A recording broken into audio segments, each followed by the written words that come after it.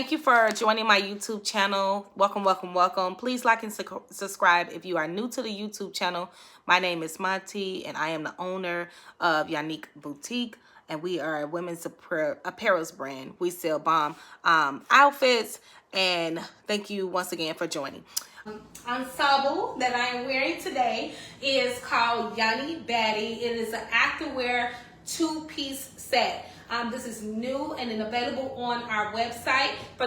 If you are joining the series, How to Start an Online Boutique, we are doing a video today for how to start a fashion boutique business plan. Okay, so I know that most people say and God tell us in his word that we should write the vision and make it plain. That is what we should be doing. We should be writing the vision, making it plain, and we should be making our business plans first. But if any of you guys are like me, I didn't start off like that. I didn't write my business plan first. I honestly started my business with $500. I had one lady that I was talking to as a mentor / not mentor. And I was studying my target audience in the Facebook groups at that time. I was seeing exactly, when I say studying, I was seeing exactly what they were posting, seeing what they wanted me to buy, and I was just going out and getting the outfits that they were looking for. I didn't have a business plan, like step by step, guide by guide, but as I grew more and more, and I dealt with different clientele, I knew that I needed a business plan. I knew that I had to do something now. And that is what this video is about. The more you scale throughout your business and the more you grow, you will find moments where you feel like, okay, I need to pivot. I need to know exactly who I sell to. I need to know what I would do, what I won't sell, and the lowest price I will go for. I need to know who I'm selling to so that I won't just be marketing to everybody and hoping that it sticks. Like, the business plan gives you a laser focus, and I am here to tell you guys how I did it. So the first thing I did was I went to the SBA business website, and they have an SBA business plan template. That is where I went. It is https:/www.sba.gov/business-guide/plan-your-business, and then /write-your-business plan. Now, I know that's a mouthful, but the link will be in the comments for everybody, okay? This is a credible website. If you are a business owner, you know about SBA. They are the ones, if you ever heard like the PPP loans or the PPP era, you know, like people got loans and grants there. And this is a very credible website. So I hope that everybody goes there to at least get the template. And when I say template, I mean like the Word document. They have two options. They have the option for select your closest industry. They have two options, one for Rebecca and one for Andrew. They're two like Word documents. But I say, what I did when I saw those two templates that they had, I went with what best fitted my industry. So I went ahead and I did a fashion I started my boutique as a fashion boutique business plan template online, and we use Andrew's template because I personally felt like that was the most befitting, based off of the e-commerce things that he was selling, the layout, everything. I felt that that was best befitting. So the first portion of it is the execution summary, and the execution summary basically gives you the products, the customers, and the future of the company. So here you will elaborate on your product. So in our cases, we sell outfits, and you will focus on your target audience and your target customer. So in my case, I'm only using me for example. Everybody else is different. I'm only using me, okay? So for Yonicque, our audience is clearly adults. We have a demographic for our audience from 18 to 44. And the reason why we chose 18 to 44, we actually were doing, I'm going to be very transparent. We were actually doing 25 to 44 at first. But After reading T.D. Jakes' book, Soar, I highly recommend this book too. He said that it's good for us to pivot from maybe 18 to 35 as well, because it brings more of a longevity into the business. And I totally agree. As I thought about that, I was like, I'm 36 now, and I'm like, eventually in the next 10 years or 15 years, you're going to cap out of your own industry. And I thought about that, and I said, yeah, that's true. Like 18 to 44, it sounds really good. We want longevity with our customers. So that is our market. That is our target market. Income. Now, this is big and major. Do not miss this. If you guys don't miss anything at all, do not miss this. When you are selling in the market, you have to know exactly your price point. So, for example, we're going to use our price point. Right now, our price points are between $50 and $150 for our outfits. That is what we sell. Sometimes you may get it cheaper if you have a discount code, but that's the main target for our audience. So I personally chose for my Google Ads, this is something that we're doing right now, so everybody will know. I personally chose the top 10 to 30% income household market zip codes in the United States. That's what I chose to do. And I chose this income because I felt that these young ladies would be able to afford our outfits in their sleep. Like, they have the disposable income, and not only that, but they can afford it. They have the affordability, and that's what you want. You don't want people to come to your website and be stunned by the prices and like, where are we at? We sell a premium product, so we need a premium customer who could afford this outfit with no problem. So that is the target customer. So I went over, and then I went over the demographics with you guys. I went over that they are adults, the income, and I also went over the ages. So you want to write that out, every single one, down to the T, so you can know, who am I selling to? Because selling to every customer, I want everybody to be able to afford it. You don't know what affordability is to someone in their budget. And you don't know the perception of what you consider affordability. So, for example, I'm going to just be another transparent. You may say, I'm going to sell this outfit for $10. Now, to a wide range of women, they may feel like that is affordable. $10 is affordable.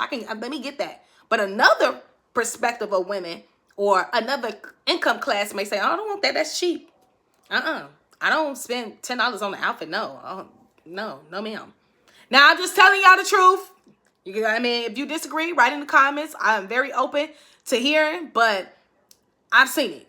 And I've actually said it before. Like, I don't want that. So people will spend, they will spend their money on what they feel or what they perceive is a marketed value, or they have their perception of this is good value. So you want to make sure you don't sell yourself cheap, and just so you can make it affordable for everybody. Okay, that's just me. Okay, now the next one is the future of the company. So you want to talk about your longevity plan. As I've already mentioned to you guys, we've pivoted from ages 25 to 44 thanks to T.D. Jakes. My boy.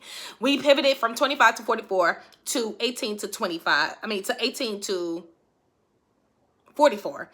So that we could have that longevity and bandwidth with our customers. Of course, we want them to be able to afford it, and we want them to be able to stay with us for the long term, because we have been in business for the long haul. Okay. The next portion of it is the company description, the mission statement, and principles, and the members. So here is where you write your sales, the LLC. You write the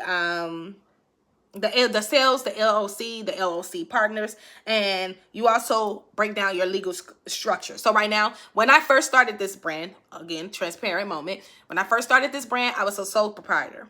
But then she started making money and people started, noticing, and I knew that it was time for me to pivot again. I think, honestly, it wasn't even the moment that people started noticing. It was the moment when I had to pay taxes, when I knew, like, hey, let's go ahead and transition to LLC. And we don't have any partners right now. We're still an LLC. We're not an LLP. But that is where we are. And I don't know what journey you are in your business, but it's not a race. Like we went step by step. So I think maybe the first year we were sole proprietor. And then once I had to start paying those taxes, that's when I was like, yeah, we're going to go ahead and be a LLC. Not saying that it made the taxes go away, but there is a certain structure.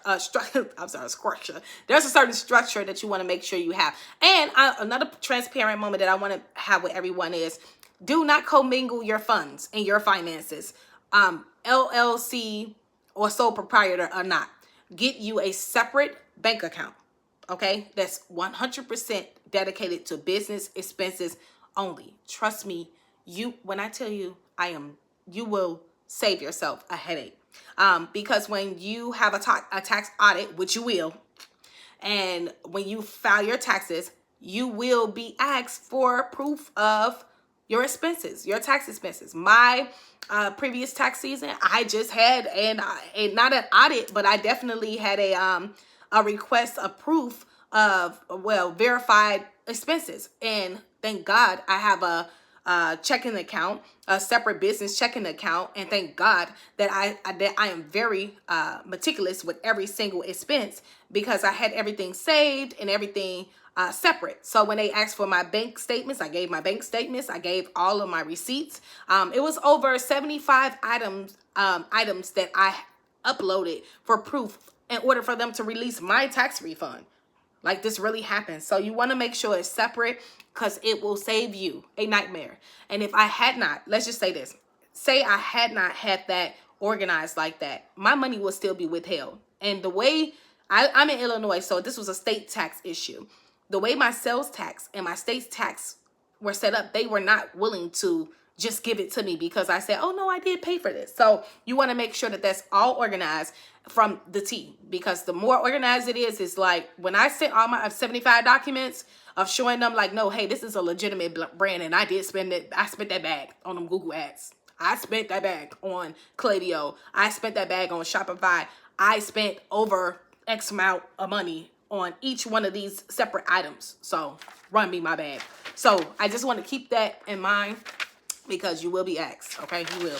All right, the next thing you want to go to is the market research. Here is where you will mention your books, your mentors, and your study history, and how you plan to be innovative. I have several people that I listen to as mentors, and several podcasts that I follow. One is Emma Grede. If you don't know her, she's the owner of Good American. She has a podcast. I listen to TD Jakes a lot. He has his SOAR entrepreneurs program. He has good books there too. I also have a lot of how-to for dummy books. So like I did one like Google SEO for dummies. I did marketing research for dummies. Like I read a lot of those books. I also highly recommend you use 1 to 3 systems for your Google search and your Google SEO when you're doing this. And also you can use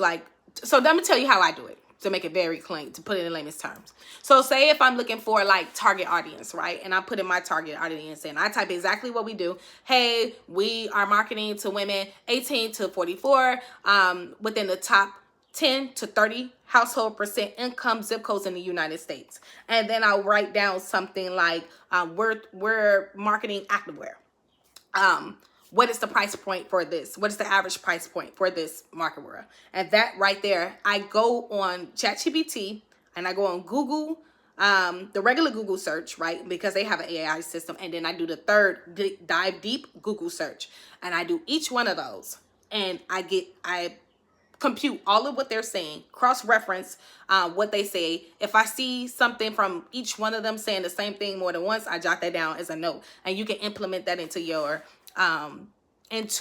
marketing research. And I also cross-reference it with the knowledge that I've received from my mentors, and also the books that I'm reading too, because those have to for dummies books, they're written by people who are very highly educated and people who have master's degrees or who have been in that field for a long time. So I find them just as credible. Okay. Then you want to go to your industry and do your mass research and mass market research, your manufacturers, your customers. And you want to go to your industry revenue. Like I said, you want to find out how much are these customers willing to pay. Who are the competitors in your field? What are they charging? how can you stand out from those competitors? And you also want to have a market research. Now, you might be sitting there like, well, how do I do market research? And I'm going to tell you how I do my market research to make it easier for you guys. So, for example, let's just say I want a black tracksuit, right? And let's say right now we're going into the spring season, so a popular color may be red, right? So right now, at this present time, I will go into the Google to search and they have a keyword planning search, and I will type in red activewear set, and then I'll type in black activewear set, and I would do it for all time, right?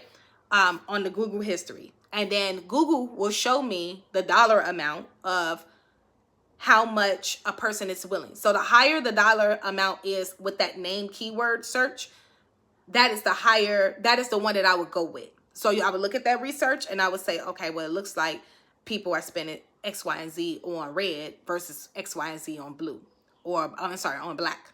And then I would make a decision from there. That is how I do my marketing research. I do not just go and say, you know what, green is popping right now. You know, I seen Ari with some green on. I seen Jada with some green on. Let me go ahead and get that. Or I seen, you know, a Lululemon or Alo, you know, selling nothing but yellow outfits. So let me just start getting me some yellow. Like, no, I pay attention to it. But I don't just jump the bandwagon because somebody else is doing it. I do real marketing research to see where should I place my dollar and if this is a good time to place that dollar. And I wish I would have did this in the first beginning, because remember I said at the beginning of this video that I was doing my market research based off the customers in the Facebook groups. But then I outgrew some of the Facebook groups and my market became a little different from that. So I started to be very determined to evaluate my marketing research before I place my dollar down. And I hope I made a lot of sense when saying that. The next thing you want to do is use detailed description of your customer. So again, you want to say their age, their gender, their income, and then their spending power. Does these customers have disposable income? Yes or no? So if you want to sell an outfit for $65, and you selling it to someone who doesn't have the income or the disposable income to pay $65, you're not going to make that sale. You're just not going to do it. Or you may make the sale, but you may face the risk of having a chargeback because the person bought it, but they really didn't buy it, or theft, which these are words that we don't want to hear about, but this is stuff that really happens. So you want to get you still want to have your diamond effect. You still want to have your product, but you want to market it in front of people who can afford it. I say it like this all the time. It's like when somebody I know comes to me and they say, can I have $10? When I give them $10, I don't think about it. I don't be like, oh no, I can't. I need my 10 back by the third. Like, no, I give them $10 and I don't think about it. It doesn't, I go to sleep. It's really disposable income for me. It's not going to break me. But if I didn't have income coming in, or I couldn't afford those things, or I had a different, household income size, or I had all of my money was tied up, or maybe I had a really, really tight budget, $10, I'd be like, I ain't got it. I got $5. Or I can give you $1, or, go ask somebody here. I can show you how to get it. But this is what I'm saying. You have to look at it from that perspective. Who can pay for this in their sleep? Who can look at this amount and say, no? And now, if you're thinking in the comments, if you're thinking, you're watching this video like, well, everybody not rich. Like, we in a different economy, da-da-da-da. Stop that there. Stop that there. You cannot have that scarcity mindset watching this video. Just stop and get off the video now. You can't have that scarcity mindset because there are people out here who have it. There are people out here who really pride themselves on taking care of themselves and really would spend their money on what they perceive is worth the value. There are women out here who really have careers and who really can't afford a $150 outfit, $200 outfit, $300 outfit. There are people that can do it and that can afford it. Lululemon is not in business for no reason, and Alo is not in business, and IMGA is not in business for no reason. And those outfits for one top is $68 and $70. So don't sell yourself short. Okay, we're going to move on from that. Then you want to go to the company advantages. Here, you will talk about your personal competitive advantages your designs, your benefit, your website presence, and you will talk about your shipping and your pickup and your delivery here. You will break that down in your business plan, explaining that. So for us, you know, our competitive advantage is more than any over everybody is that we offer free shipping all the time, every year, every day of the year is always free shipping for customers in the US, and we also offer free returns. Okay. We also have an impeccable design on our website. One thing that I am very good at is trying to make sure that our website looks nothing like the industries. And I have custom designers that help me to make sure that certain things, I have different bells and whistles and different ways that we do things. And I study my craft day and night. And that can also set you guys apart. Also, I talk about the benefits. The benefits with shopping with us always and will forever be is that we have a loyalty program. So you just don't spend dollars. Your dollars are accumulated to help you gain points where you can spend and cash them in. So we have that rewards program. And of course, we have free shipping. That's a no-brainer too. If you're spending $100 on an outfit or $120 on an outfit, why would you want to spend an extra $10 to $30 on shipping, whether that's you know, standard or expedited? Why would you want to do that? So that's what we do. We also have a strong website presence. We are always marketing our website on all platforms that we exist on. So right now that's Snapchat, TikTok, Facebook, Instagram, and Google. Those are, Google, Bing, and Yahoo. And those are our main markets that we target to day in and day out. And also YouTube. I'm sorry. And YouTube, of course. Shout out to YouTube. Sorry, not just YouTube. Spotify and Apple Podcasts as well. Sorry. Shout out to all of y'all. Okay. That's how we market our brand. We have a very, very strong brand presence. And you would love to do that now for your brand as well. Okay. I highly suggest that. We also, now the next step is your regulation. So you want to talk about your marketing rules and your apparel guidelines. So there are certain marketing rules and apparel guidelines for where you shop depending on your vendor. So you want to explain that also in the details, just in case people want to say, you know, is your product allowed or does it have a restriction? You want to make sure you have that. The next order of business is the service line. So here we talk about the product service and the products, the benefits, and the colors and the material that you have. So we always use premium top quality material. All of our items are tested and they are evaluated for quality assurance before leaving the building. We do not play that, and that's been happening for years. And also we do a great deal of showing videos for majority of our products that we still have. We show videos of them so the customer can really look and see how it looks. Is it faded? Because you don't want to charge back of someone saying, oh, well, it said that it was, you know, aqua blue on here, but then when I got it, it was a, you know, it was an off gray. Like, you know, to avoid all of that, we do a lot of videos so people can really see and captivate the beauty and the vibrancy and the life of our product, you know? So that's what we do here. So you want to make sure that that's set in stone. We also want to talk about our community. You want to show in your business plan your community and your online store presence and your local storefront. So we do curbside pickup here in Chicago, and we also do local same day delivery here in Chicago as well for people who shop with us. And if you're in the US, you get free shipping. In regards to the community, sometimes we'll do community service events or giveaways, but that's to be discussed as we grow more and more. We can do more things, but right now we just do maybe limited here and there, maybe more so of a giveaway. So you still want to add that in there, and you can still write in things that you would like to happen or like you would like to see happen. Like, for example, with us, we would love to do a toy drive. If anybody knows me, I've worked with toys for tots with previous churches of mine that I worked with in the past, and we always done a toy drive with them. I love partnering with them. So that's something that I'm looking for us to do too in the future, and also food giveaways because starvation is real. So that's just something you want to add there as well. And also the price structure. So again, you want to say, what is the highest amount I'm going to pay or I'm going to charge or I'm willing to sell this product at, right? And then what is the lowest amount that I'm willing to sell this product at? So again, there's a difference from cheap, affordable, premium. Okay? We'll say that one more time for the people in the back. Cheap, affordable, premium. And you determine where your business lies in at there. Okay? Then you also want to outline your prices. So you want to organize in your description what is the ranges for your shirts, your bottoms, your sets, your dresses, your outerwear, and your swim, if you have those things. So you want to outline all of that, especially, and also jumpsuits, I'm sorry. The next thing you want to do, the next order of business is the product line and cycle. So your manufacturer turnaround times, that is very important and key as well.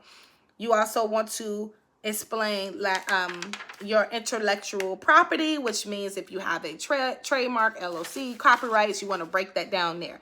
The next order of business is your research and development. So you want to write here, how will you research? So how would you research your business? How would you conduct your feedback? We often do like votes on our Facebook group pages of like products. We do that. You can do cold calls, you can do surveys, and you can do just random feedback from customers. Some customers just straight out have told me. Like, I remember I was marketing to this girl, and she had got frustrated because I guess on her Android phone, when it popped up, the screen would not let her exit the sign up form for our SMS messaging. And she was like, she just immediately inboxed me like, I can't get past this sign up. Like, she just inboxed me, but she was frustrated. And I just immediately changed it. I'd never have known that because she was using a different device. So I was using Apple, she was using an Android. No shade to anything like that, but she just was using a different device. So you want to just be very mindful of that and take heed to what the customers are saying, because if she had not said nothing, I would have never known. So you just want to make sure that. And it doesn't mean that your business is failing or your website is wrong. It's just something to just take a mental note of and act on it immediately. If you see a problem, act on it immediately. Fix it immediately. Also, your next order of business will be your marketing and sales. Your sales cures all.